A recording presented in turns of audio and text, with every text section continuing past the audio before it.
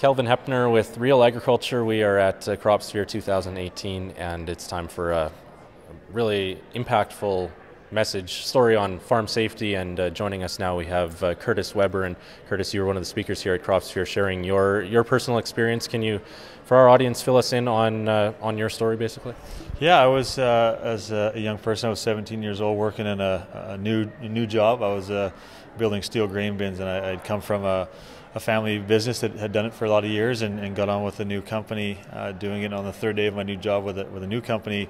While we were attempting to move a hopper bottom underneath an overhead line, we had a line strike, and I was the ground point as we were moving a hopper bottom underneath the overhead line. And like I said, I was at ground point for 14,400 volts of electricity to go through my body in 3 separate cycles. It was kind of an older line there, and where I was kind of surrounded by steel, so received 3 cycles of that 14.4. Wow. And what happened after that? What was the implication of that? Yeah, so it all happened pretty quick to my coworkers. One of my coworkers, he kind of watched it all happen, and he had described just seeing me in a huge ball of fire being thrown back and forth in and amongst that hopper as that electricity was trying to eject me out of that live zone. So pretty big impacts to those that were on the scene. So once it was all said and done, I was laid unresponsive, and my coworkers attended me at that point and brought me back to a point of consciousness where they were able to kind of administer some care to me there while waiting for the paramedics en route to bring me into the hospital here in Saskatoon. Okay. And so you've obviously recovered and living life now to its fullest? Yeah, so it was a long road to recovery. I spent about 6 weeks in a coma. Of that 6 weeks, the first 4 nights, my parents were told that it was unlikely that I'd make it through the incident. So it was a pretty trying time on my family, and I usually during my presentations like to make those points that the choices that we make at work and at play for that matter have pretty huge implications as to who and how people are affected in our lives. But I spent, after I was out of the coma, it was about 5 years, 5.5 months initially. Just over 30 operations in that time here in Saskatoon, and I ended up losing, among those surgeries were a couple amputations. I lost my right arm just below the elbow, and the electricity entered the right side, taking my right arm and exited the left lower leg.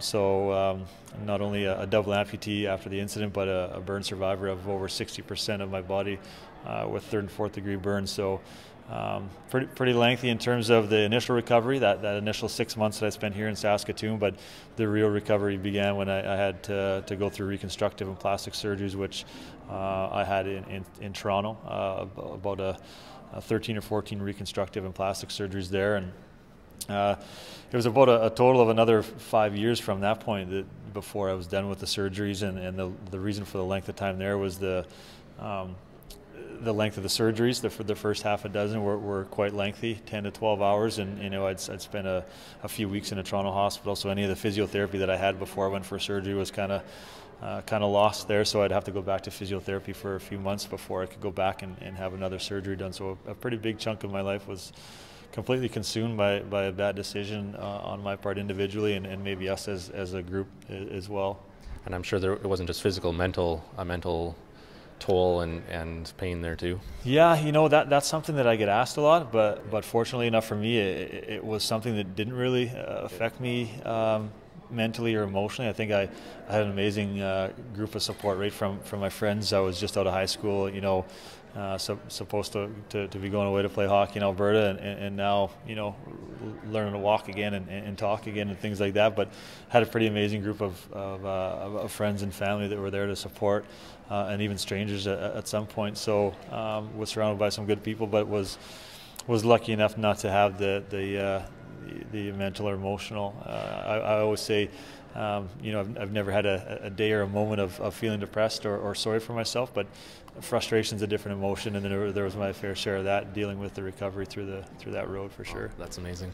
So You obviously are willing to talk about it and talk to other farmers about it. What do you hope they hear from your story? Yeah, so now that I've actually gone into safety, I've been in safety for probably close to 10 years now in different capacities as a trainer and consultant and officer, and now the whole while doing the speaking as well. But yeah, so now I'm fortunate enough to use my experience and my learnings from that experience to try to influence change in human behaviors towards safety all across North America now. So it's an opportunity for me to make a career out of my experiences, and so a lot of the times when I'm out, a big focus of my message is speaking to choices and speaking up when we're put in situations where we have questions, if we feel uncomfortable and whatnot. A lot of organizations are doing good work in safety, but at the end of the day, we still need people to speak up and voice those concerns when there is some. So the big message today for me in the agriculture sector is we talked a lot about the fact that other industries have HR departments and safety departments and budgets and different things. When we're talking the farming community and in the industry, it's typically we don't have that. We don't have that HR department or safety department. So it's a big push for me that the incident happening on a farm is those safety meetings and those orientations, so to speak, that you see in other industries need to be had at the dinner table with our families, our kids, and the people that we're going to be working with to make sure that everybody kind of is expecting what's expected of them, to speak up and ask questions and maybe not try our best not to rush through those tasks. It's an industry that they deal a lot with control, environmental factors or weather factors that they can't control. So just having those discussions, with our families and our family communities, farming communities, to, make sure that we're addressing those things when they come up. I think you maybe answered what was going to be my last question. That was from your situation. Was there something that you think if you'd done differently or had been done differently, if you maybe had one of those kind of orientation meetings or more training, that could have alleviated or mitigated what happened? Yeah, for sure. A big chunk of a big part of the reason that the incident happened is we entered a work day. Like I said, I was a 17-year-old kid who's, when we're that age group, we're a little less inclined to speak up as it is to start with. But now I'm in my third day of a new job working with people, that are, quite a bit older than me and complete strangers to me. So you throw that in the mix, and it's a little more difficult for, that communication to be open there if we're not creating that culture within that family or that organization that we're working for. So it's one of those where, I often speak to the fact that that conversation needs to be had, and I truly believe that, if we took the time to discuss our hazards and our risks that we were working with that day, we might have been in a better position. But at the end of the day, I put a lot more responsibility and accountability on the individual, and that's me. I knew what we were doing wasn't the best way of doing it, but we were in a rush, we were behind, we were frustrated, just like every other farmer faces probably every other day on the farm.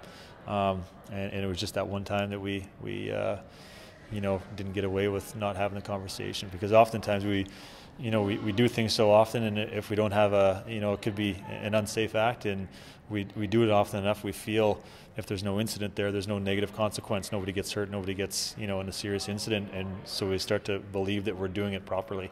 And that's a pretty dangerous mindset to have, is that just because nothing negative is happening, that we're doing it properly. And you see it all the time in the farming industry, where we're pretty innovative people, and you're removing guards and you're innovating, your equipment and manipulating that equipment to make it more efficient, or so we think.